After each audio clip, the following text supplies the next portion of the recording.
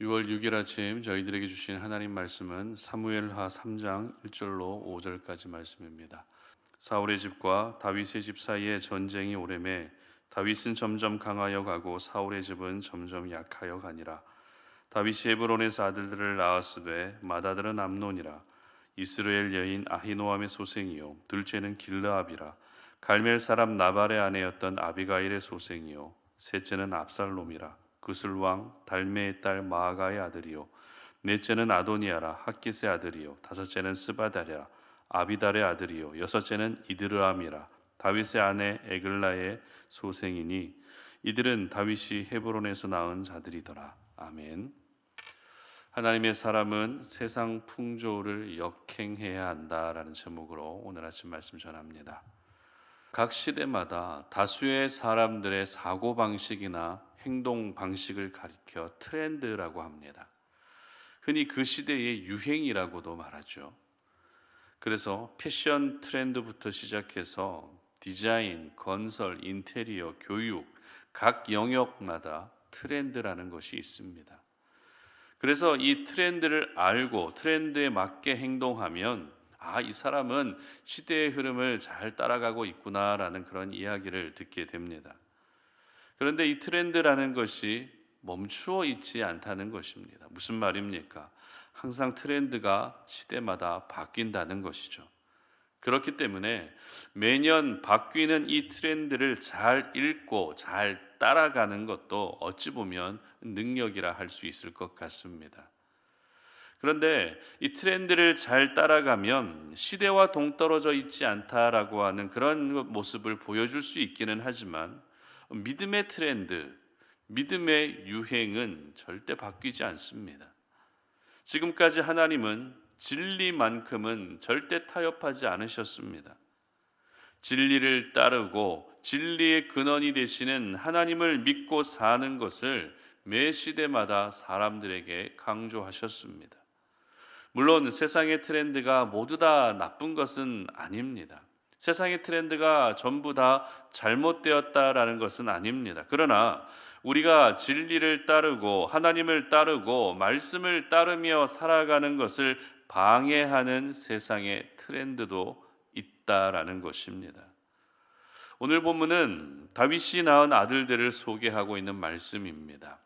본문에 기록된 다윗의 아들은 첫째 암논부터 시작해서 길르압, 압살롬, 아도니아, 스바랴, 이드르암까지 모두 6명이었습니다. 유대 사회가 남성 중심의 사회였기 때문에 6명의 아들만 기록하고 있지만 딸들까지 포함하게 되면 과거 사울에게 쫓겨다니던 도망자의 인생을 모두 잊을 만큼 다윗은 자녀의 축복을 받은 사람입니다. 특별히 1절의 기록을 보시기 바랍니다. 사울의 집과 다윗의 집 사이에 전쟁이 오래매 다윗은 점점 강하여 가고 사울의 집은 점점 약하여 가니라. 아멘. 사울의 집과 다윗의 집 사이에 전쟁이 오래되었지만 다윗의 집은 점점 강하여졌다고 기록하고 있다는 것이죠. 따라서 다윗의 6 아들을 기록하고 있는 이 말씀은 다윗의 집이 사울의 집에 비해서 얼마나 강해지고 있었는지를 보여주고 있는 말씀입니다. 하지만 저희들은 다윗의 6 아들을 보면서 이렇게 자녀의 복을 받았구나, 하나님이 이렇게 다윗에게 자녀의 축복을 주셨구나라고 생각하는 것이 조금 불편합니다. 왜냐하면 이 아들들로 인해서 다윗이 받은 고통이 너무나도 컸기 때문입니다. 그리고 무엇보다도 오늘 본문에 기록된 아들 중에서 다윗의 뒤를 이은 왕이 나온 것이 아니라 아직 태어나지도 않은 솔로몬이 다윗을 이은 왕이 되었다는 것은 이 6 아들들의 삶이 결코 하나님 앞에 깨끗하지 않았다라는 것을 보여주고 있는 것입니다. 6명의 아들 중에서 그 인생이 어떠했는지를 기록하고 있는 아들은 3명의 아들인데요. 첫째 암논과 그리고 셋째 압살롬 그리고 넷째 아도니아에 대해서 성경은 기록합니다. 나머지 3명의 인생에 대해서는 성경이 기록하고 있지 않기 때문에 여러 가능성 중에 일찍 죽었거나 아니면 특별한 행적이 없었다라고 보는 것이 맞을 것입니다. 그러나 그에 비해서 암논과 압살롬 그리고 아도니아가 보여준 모습은 너무나도 충격적인 모습이었습니다. 간략하게 소개해드리면 첫째, 암논은 압살롬의 누이를 범하게 됩니다. 그리고 결국 압살롬에 의해서 살해를 당하게 됩니다. 그리고 압살롬은 아버지 다윗을 쫓아내고 반역을 일으키게 되죠. 그리고 아도니아는 어떻습니까? 솔로몬이 다윗의 후계자로 정해지자 신하들과 모의해서 스스로 왕이 되려 했다가 죽게 됩니다.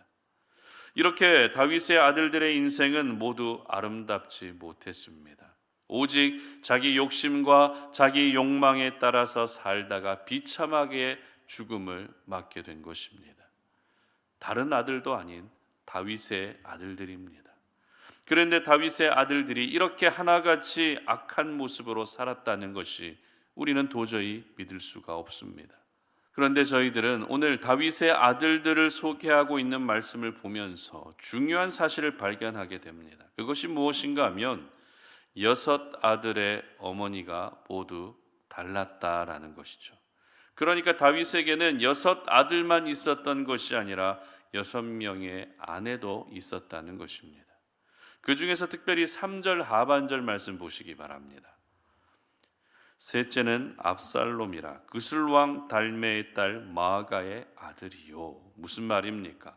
그술왕의 딸을 아내로 맞이했다는 것입니다. 다시 말해서 다윗은 그술이라는 나라와 정치적 동맹을 위해서 그술왕의 딸과 결혼했다는 것입니다. 어떠십니까? 한 명의 아내도 모자라서 여러 명의 아내를 두었을 뿐만 아니라 정치적 목적을 위해서 정략 결혼까지 한 다윗의 결혼관은 분명 하나님이 말씀하시고 하나님이 추구하신 결혼관이 아니었습니다. 그렇다면 다윗의 이와 같은 결혼관은 어디에서부터 온 것일까요? 다윗은 도대체 어디에서 이런 결혼 제도를 배웠던 것일까요? 바로 이방 나라였습니다. 일부 다처제의 결혼관 그리고 정치적 목적으로 결혼하는 일까지 모두 이방 나라에서 배워온 것입니다. 여러분, 이방 나라 사람들이 추구하는 방식이 무엇입니까? 그것이 바로 세상의 트렌드입니다. 이방 나라 사람들이 살아가는 방식이 바로 세상의 풍조입니다. 다윗은 하나님이 자신의 집을 점점 강성케 해주시는 은혜와 축복을 경험하고 있었지만 그런 가운데에서 세상의 풍조를 닮아가고 있었던 것입니다. 그렇기 때문에 저희들은 오늘 다윗이 헤브론에서 낳은 6 아들을 보면서 불편한 마음을 감출 수가 없는 것입니다. 자신이 낳은 아들들로 인해서 이렇게 큰 아픔과 고통을 겪게 될 줄은 상상도 못했겠죠. 언제나 사랑스러운 아들이었고 언제 봐도 듬직한 아들들이었습니다. 하지만 그 아들들 사이에서 분열이 생기고 왕의 자리까지 탐하는 모습은 다윗이 스스로 자처한 결과였던 것입니다. 여러분, 앞서 말씀드린 것처럼 세상의 풍조, 세상의 트렌드라고 해서 모두 다 나쁜 것은 아닙니다. 우리가 꼭 배우고 우리가 추구해야 할 문화도 있습니다. 하지만 그것이 하나님의 자녀로 살아가는 것을 방해하고 하나님의 방식과 멀어지게 하는 세상의 풍조는 오히려 나를 사망의 길로 가게 한다는 것을 오늘 이 아침에 절대 잊지 않으셨으면 좋겠습니다. 그러므로 하나님의 사람들은 세상의 풍조를 거스르며 살 수 있어야 하는 것입니다. 저희들은 세상의 풍조를 역행하며 살아야 하는 것입니다. 세상의 풍조를 따를 때 내가 살 수 있는 것이 아니라 하나님을 따르고 진리를 따를 때 내가 살 수 있는 것입니다. 에베소서 2장 2절 말씀은 이렇게 기록하는데요. 제가 읽어드립니다. 그때에 너희는 그 가운데서 행하여 이 세상 풍조를 따르고 공중의 권세 잡은 자를 따랐으니 곧 지금 불순종의 아들들 가운데 역사하는 영이라. 무슨 말입니까? 세상 풍조를 따르며 살았던 우리의 모습은 예수 믿기 전의 모습이라는 것입니다.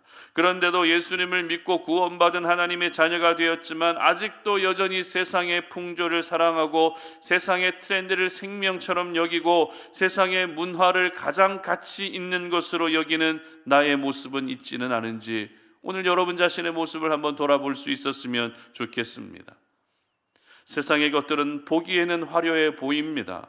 오늘 다윗의 6 아들만 봐도 얼마나 멋지고 얼마나 듬직합니까? 그러나 화려한 세상에 생명이 있는 것이 아닙니다. 화려한 6 아들에게 생명이 있는 것이 아닙니다. 다윗에게 영원한 기쁨을 줄 것 같았던 그 아들들이 이후에 다윗에게 너무나도 큰 상처와 아픔을 주었다는 것을 기억한다면 생명은 세상 속에 있는 것이 아니라 바로 하나님께 있다는 것을 우리는 깨닫게 되는 것입니다. 세상의 풍조, 세상의 문화, 세상의 트렌드는 그 순간은 달콤해 보이지만 그 달콤함 속에는 내 영혼을 갉아먹는 치명적인 독이 숨겨져 있다는 것을 이 시간에 여러분 모두 기억할 수 있었으면 좋겠습니다. 하나님의 사람들은 세상 풍조를 따르는 것이 아니라 하나님 나라의 방식과 하나님 나라의 문화를 따라야 하는 사람들입니다. 여러분이 예수 믿지 않는 세상에 속한 사람들이라면 세상 풍조를 마음껏 따라하며 살아도 되지만 이제 저희들은 구원받은 하나님의 자녀입니다. 그러므로 세상 풍조를 역행할 수 있기를 바랍니다. 여러분을 세상 속에서 구별된 하나님의 사람으로 살지 못하게 하는 세상의 트렌드를 이제는 모두 멀리할 수 있게 하시기를 바랍니다. 그래서 여러분 모두가 하나님 안에서 믿음 안에서 하나님이 기뻐하시는 삶을 사시고 하나님이 나로 웃게 하시는 은혜를 날마다 경험하시기를 주님의 이름으로 축복합니다. 함께 기도하겠습니다. 하나님 아버지 감사합니다. 오늘 이 아침에 우리가 주의 말씀을 묵상하면서 이 세상 풍조는 따르는 것이 아니라 세상 풍조는 역행해야 한다는 사실을 기억합니다.